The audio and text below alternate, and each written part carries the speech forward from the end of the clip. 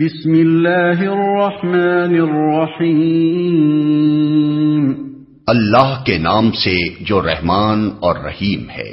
وَلَنَبْلُوَنَّكُمْ بِشَيْءٍ مِّنَ الْخَوْفِ وَالْجُوعِ وَنَقْصٍ مِّنَ الْأَمْوَالِ وَالْأَنفُسِ وَالثَّمَرَاتِ وَبَشِّرِ الصَّابِرِينَ۔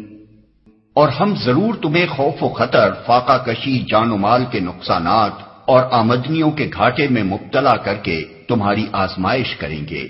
ان حالات میں جو لوگ صبر کریں، الذین اذا اصابتهم مصیبۃ قالوا انا للہ وانا الیہ راجعون۔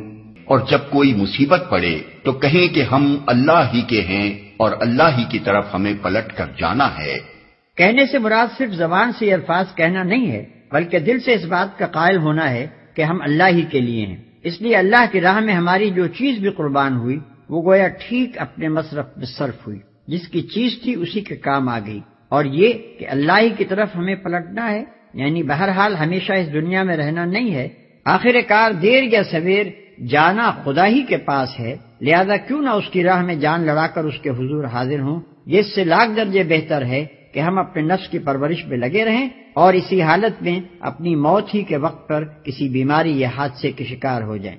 اولئک علیہم صلوات من ربہم ورحمۃ واولئک هم المہتدون۔